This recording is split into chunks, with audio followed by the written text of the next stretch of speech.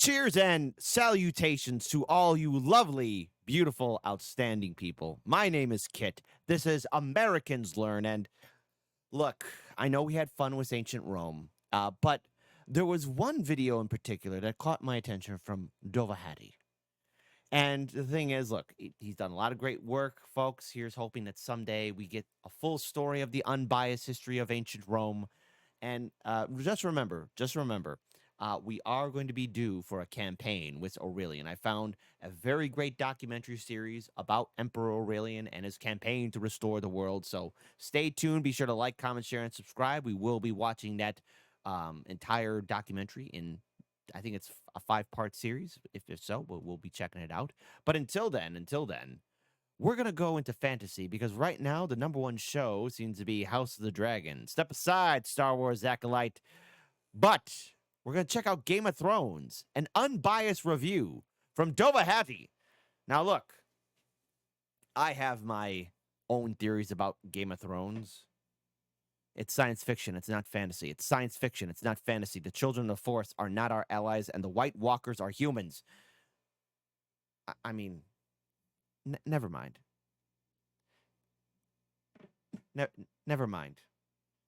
Never ask about the Thousand World series or why there are so many different terms and phrases that you'll find in those books in Game of Thrones. I mean, it's almost as if we're being lied to. I mean, what kind of society stays medieval for 8,000 years? I mean, even when we were in our dark ages, we never lasted that long. 8,000 years, it's almost like it's being suggested. The weirwood trees are... never mind. Anyways, why don't you grab yourself a tasty snack and a tasty beverage, and let's enjoy this video in a 3, a 2, and an uno. Game of Thrones is the TV adaptation of a fat nerd's fantasy fetishes, set in a world so fanatically loved. Hold on, wait a minute. The adaptation of a fat nerd's fantasy fetishes.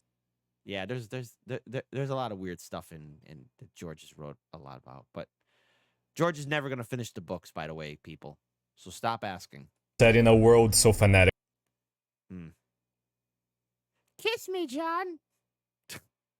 Daenerys.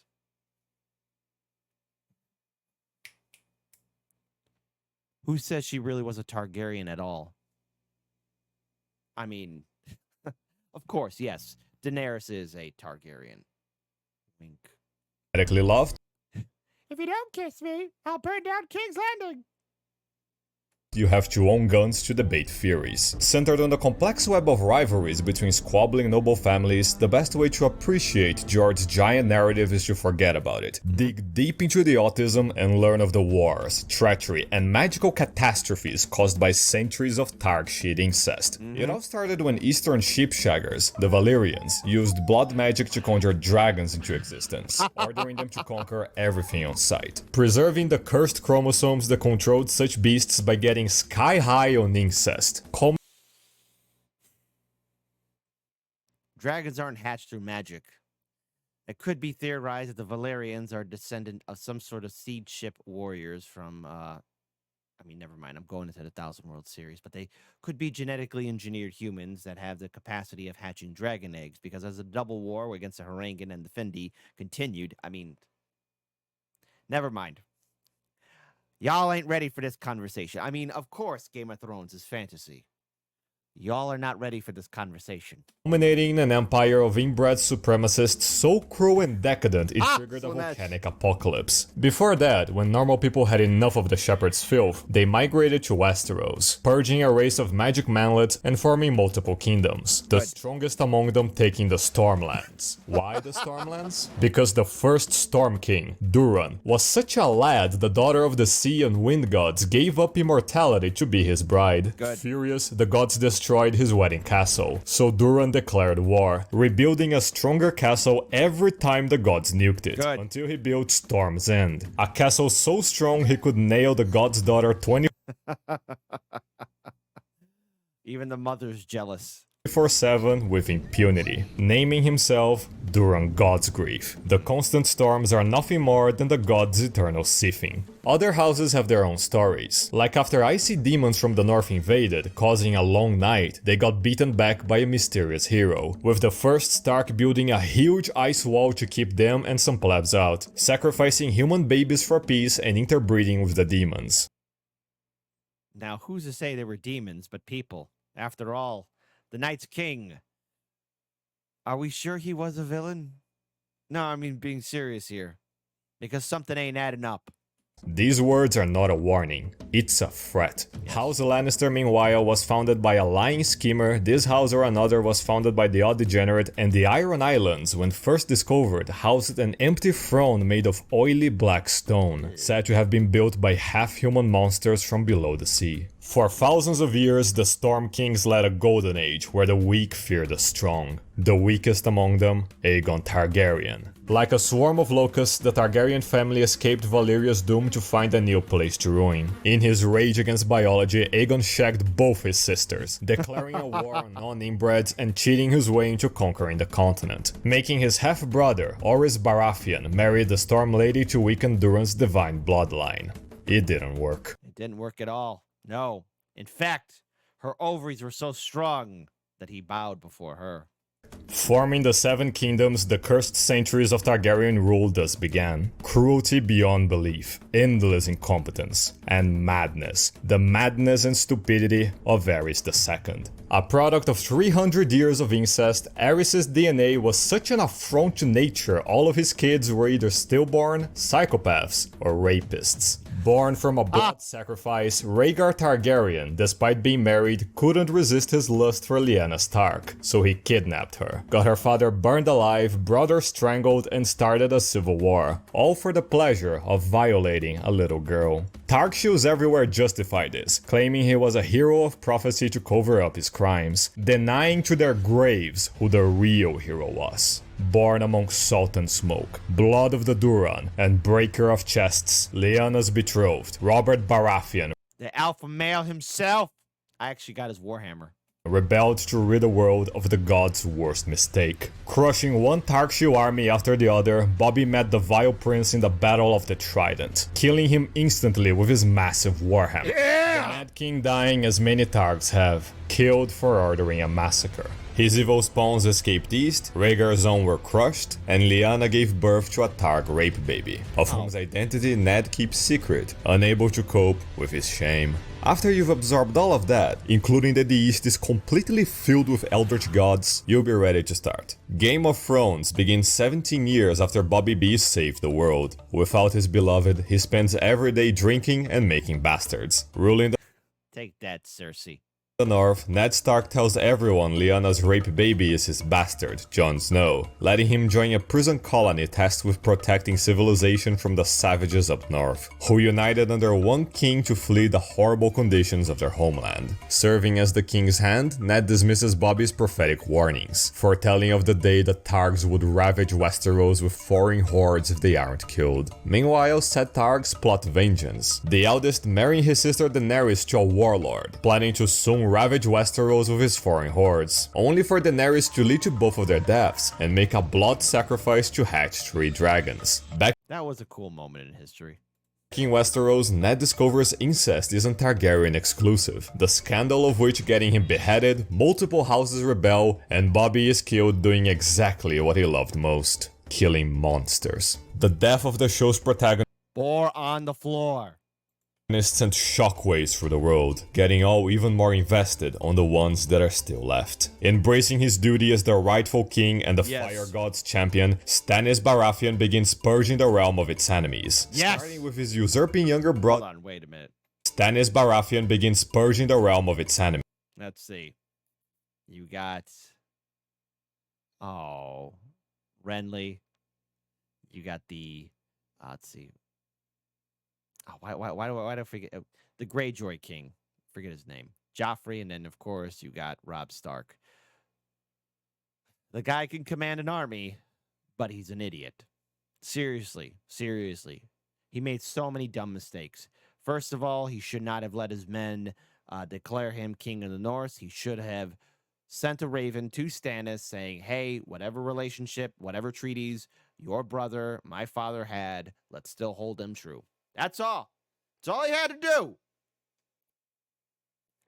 First smart decision. And also not back down on his marriage with the Freys and let the Karstarks go ham on the Lannisters and definitely keep his mom behind bars because she effed it all up.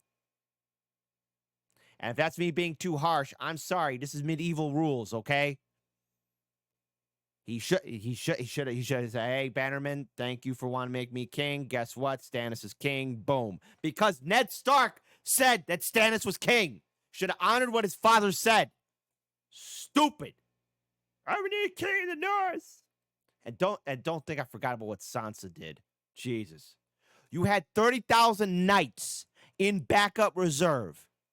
So all those Norsemen and wildlings died for no reason. Sansa is no great strategic or strategist or hero. If I was Jon Snow and I knew that, I'd be like, oh, hold on, sister, come here. Get a knife. There you go. Starting with his usurping younger brother with a shadow baby, cause the only thing that can beat a Baratheon is inhuman forces. Thus starts the War of the Five Kings, driven by the evil madness of the illegitimate inbred king. Leading the royal forces being Tywin Lannister. Best friends with Bobby's father, he learned much. The day his vassals rebelled against him, he killed them all, shooting hundreds inside a gold mine, flooding it, and writing a song to mock the dead. As the one responsible for keeping the Lannister family from collapsing from the outside and inside, he's the only reason why the series wasn't 2 books long. Balon Greyjoy and Robb Stark betrayed their king by seeking independence, with said king being only stopped when he got nuked by Aerys's magic wildfire. And there's far more magic nonsense in the books. For example, Ned's son, Bran Stark, is guided by Bran Stark cannot sit on the Iron Throne. There's a weirwood tree in King's Landing. He has the ability to be the abomination. He can control people. He can... Never mind.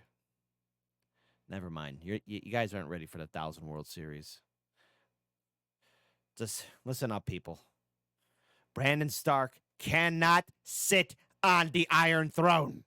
Magic visions north of the wall, sent by an old creep in a dark cave who's been doing it to multiple children. Yes, he's a Targ. His sister Arya travels around the world. Yeah, Arya. Jeez, what a goof troop. Becoming a faceless assassin and befriending Gendry, one of Robert's many bastards. Down west, the Iron Islands are taken over by Euron Greyjoy. Commanding a ship of mutilated mutes and mentally raped by the Targ pedo, he plans to cast the world into an eldritch apocalypse to rise from it as a Lovecraftian god. Planning to do it by nailing Daenerys, stealing her dragons, and sacrificing thousands at sea. Also warging as his dumb brother's prostitute during sex. For reasons unknown. Speaking of the devil, as the seasons and books pile on, Daenerys steals a slave army, crucifies thousands, and abandons the East in ruins to make the West even worse. The series showing how pointless all this political bickering is at the face of the true enemy. If you're wondering about stuff you haven't seen on the show, it's because I'm focusing on the books. Why? Because the show's quality is directly proportional to George's writing speed. Exactly. Folks, listen. George is never going to finish the books. He's not going to do it. He's resting on his laurels, and he's just being stupid. He's not going to do anything else. He's not going to finish it. Plus, I personally think he's in a writer's block. He cannot write his way out. And what I mean by this is because this guy, he really should have kept the series a little bit more simple. It's easy for me to be an armchair general, but he's got so many characters. They're all over the world. And how you're gonna go ahead and bring them back? Plus, there's another book, A Dream of Spring, which is when's he gonna finish that one? We're still waiting for Winds of Winter. He's not gonna finish it. He's not gonna finish it. He's not gonna finish it. You know, he originally made Game of Thrones to be the antithesis of Lord of the Rings. Well, see, the thing is, Lord of the Rings has an ending. You know, the good guys win, right? You know, there's a beginning, middle, and end, a conclusion in all 3 books. I don't think he could do this for this. He made something great, and now he doesn't know how to finish. While making season 5, the show's writers ran out of books and just began winging it. Littlefinger. Oh, and by the way, there was a lot in which, you know, even though we would be kicking the can down the road, if they actually went more by the books, the series would have been lasting a little bit longer, but perhaps maybe that's a good thing because George still hasn't finished the books. It's 8 years since Game of Thrones ended. Finger, portrayed in the books as a... And Littlefinger, hold on, we're going to rewind this. Littlefinger, he's the greatest manipulator of them all. All the lords in Westeros owe him money because they're all broke, just like all the lords of antiquity. They're all broke. They all owe him money, so that's how he's effing them. Is directly proportional to George's writing speed. While making season 5, the show's writers ran out of books and just began winging it. Littlefinger, portrayed in the books as a political mastermind, gives up Ned Stark's daughter to skin-flaying traitors for no gain. Stannis the Menace, a military genius, marches his army in plain winter to get frozen, deserted, and ambushed by those very traitors. I hated that. Stannis Baratheon's one of the greatest military commanders in the books. He wouldn't do that. Plus, Stannis wouldn't burn his daughter. In the books, he named her as his direct heir. I hate this. I hate what they did. I'm angry. Oh, by the way, I'm Team Green, by the way. Bran Stark disappears for a whole season, and on it goes. It's at this point that I would recommend for you to just read the books. Were it not that George can't go a single page without a Bible's worth of food porn. Given the non-canonicity of later seasons and the book that was promised still so far away, the series fandom was thrown into a perpetual war, debating which of their crackpot theories would rule the rest. For example, among the countless Targaryen civil wars was the Blackfire Rebellions, led by Targ Bastards. A spy master named Varys plots to place a boy on the Iron Throne he claims to be Rhaegar's son. Many don't believe him, analyzing clues and concluding Bobby's kill list was nowhere near enough. Stannis' daughter, Shireen, has a best friend called Patchface, an eastern fool that got struck down at sea by the seething gods. Once rescued, he had gone mad, speaking in dark riddles of the deep sea. Many say he drowned, being resurrected by an eldritch god to act as his undead prophet. There's distrust for maesters everywhere, an order of highly educated scholars that control most sources of knowledge and communication in the world. The fall of the Targaryens, the death of their dragons, the disappearance of magic. Some enlightened souls claim that they are behind it all. The hole goes even deeper, reaching the bottom with the following. Reading through George's books, you'll find that he says many strange things. For example, of how in the Valyrian Empire, they used dragons to fuse stone into ornate shapes. But below the Maester Citadel, there's a fused dragonstone structure far older than the Empire. Nearby it, there's House Dane, possessing the trademark Targ features but moving west far before Valyria was founded. Near the shores of North Africa lays an abandoned city, built from that same oily black stone. A city so evil not even the jungle will enter. But here's the real Hey! stone. A city so evil not even the jungle will... He's a little bit out of pocket, but he's not wrong. After all, Chicago is not for the faint of heart. It is my city, after all. That hurts. That hurts my feelings. Chicago for the win. Will enter. But here's the real kicker. Many speak of an eastern city called Ashai, all built with oily black stone and bigger than all major cities combined, being home to dark rituals, devoid of most life, and south of an even darker ruin, filled with Detroit. Demons and dragons. Hold on. Life and south of an even darker ruin, filled with demons and dragons. Besides it lays North China, claiming to have once been a great empire. On their borders is a series of fortifications built with fused black stone guarding against eastern demons. Further, they claim the empire was one day usurped by a bloodstone emperor that brought forth an apocalypse, unleashing demons upon the world. It only ending after a hero saved the world, remembered by all through various names. Have you realized the terrible truth? The Empire colonized the West alongside the Deep Ones. The Bloodstone Emperor caused the Long Night. His apocalypse cursed the Black Stones to be the same as the fishes. Ashai is the Empire's ruined capital. The Far East and North are connected. Euron will mimic the Bloodstone Emperor, and it all collapsed because it was ruled by ancient Targ shits. George's world-building skills are something to behold. As the shows and books diverged, many speculated which of the aforementioned theories would be legitimized in the show. It would, after all, be based on Martin's No, see, and that's what he does. He's not going to do anything. This is what this is what George does. He's not going to finish the book. intended ending, and what an ending it was. Throughout the latter seasons, it becomes increasingly obvious what the show's directors spent their paychecks on. In the Yep. That booger sugar won't snort itself.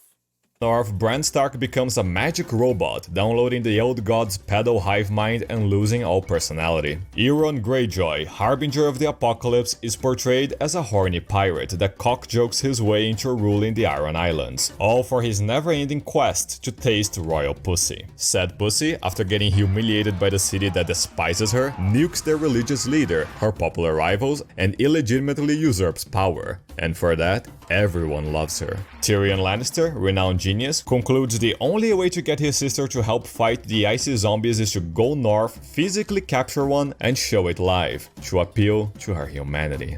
No, she has no humanity at all. It only succeeding because of the power of Duran's blood. Speaking of inhumanity, after Daenerys joined forces with her relatives, she invaded Westeros with 100.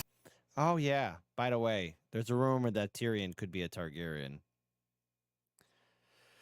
Yeah. Thousand Dothraki screamers at her back. Cersei hid behind her castle, and Daenerys went from town to town, burning, looting, and stealing her crops. Going north to fight her nephews-in-laws, Daenerys proves her Targaryen lineage by getting wrecked by everything she can't burn. As for the zombies, hyped from chapter 1, and integral to more theories than the Citadel can cover up, their made-up leader gets jump-stabbed by Arya, and they all die off. Having first dealt with the lesser threat, Season 8 then focuses entirely on the story's main villain. In the span of a few episodes, Daenerys learns that Jon Snow outranks her in the chromosome hierarchy, getting progressively madder, even legitimizing Gendry as a Baratheon, in a desperate act to replace casualties. Against all advice, the day of prophecy came. Daenerys stormed into the capital with her last dragon, took over the city, and just started burning it down anyway, killing hundreds of thousands for the sheer joy of hearing them scream. Among the ruins and corpses, she holds a military parade, dressed in black, to red banners and demonic wings, proudly claiming her intention to conquer the entire world. This wasn't received well. They hated the writers because they told them the truth. Concluding a decade's worth of television, D&D wrap up all of George's dangling plot threads in the worst way possible, with the dragon tyrant dying exactly as she lived. Just like her father. The Starks seized control of Westeros, with the lords electing their crippled psychic weirdo as their immortal god emperor, who then proclaimed aloud he knew the future and just let it all happen. In short, Game of Thrones is a cautionary tale about the dangers of incest, written by a man increasingly desperate to contain his worst impulses, doing it all as training for his grand masterpiece, Elden Ring. It's great. The series too. Highly recommended before you watch HBO's next series. It's all about Targ shits killing each other. This review was funded by House Baratheon, Stormlanders donating the loot from overthrown dynasties and hunting expeditions. Subscribe for more. Patreon Discord now open. See you there. Beautiful. Beautiful work of art. All right, folks. All right, so folks, what have you learned here? First of all, yes, I am Team Green for Game of Thrones, because Rhaenyra is out of pocket. She is not worthy for the throne. And the book, she's completely insufferable, and her ego is the size of Mount Olympus. Hell, it's the size of an entire galaxy. No, I'm sorry. No. Team Green. Team Green. Team Green forever. But besides that, this was a lot of fun to watch. It's something a little bit more different, especially now looking back at, because, I'm huge fan of Game of Thrones. I actually own the Robert Baratheon Warhammer, which is a lot of fun. I think it's a great collector's item. But yeah, so much disappointment. What are your thoughts on Game of Thrones, especially seasons 1 through 8? Because seasons 1 through 4, gods, was the writing strong. Then season 5 was that canary in the coal mine. Then we get 6, 7, and then finally 8. That's what we get. We get that crap. We get that crap with Game of Thrones, and D&D wanted to do Star Wars and also do an alternate history of the American Civil War where the Confederacy wins. God, I hate that.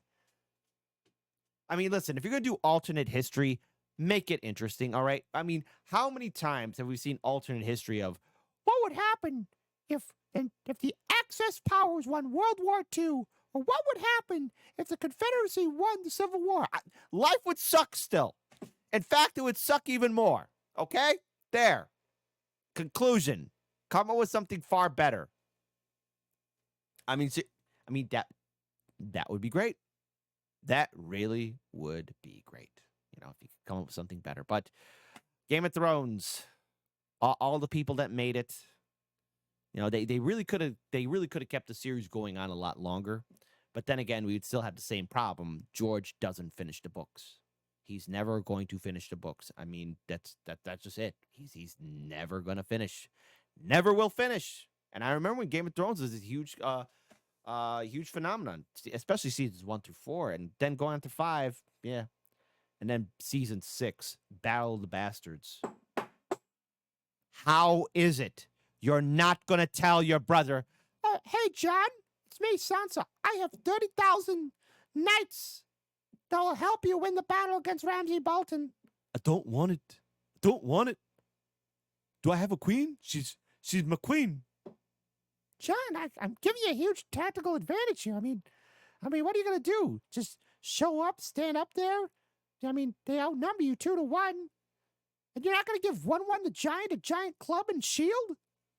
Why not build some siege weapons? I don't want it. We got to go now. Nah, that's terrible. That's terrible. What are your thoughts on Game of Thrones? And what are your thoughts on House of the Dragon? Because I think House of the Dragon is very, very good. I think the writing is great. They're doing all they could to, at least, make the story entertaining and engaging. Team Green forever. Rhaenyra is out of pocket. And yeah, there we go. That's how I feel about it. How do you feel? Type in the comment section below. And remember, there once was a dream called Rome.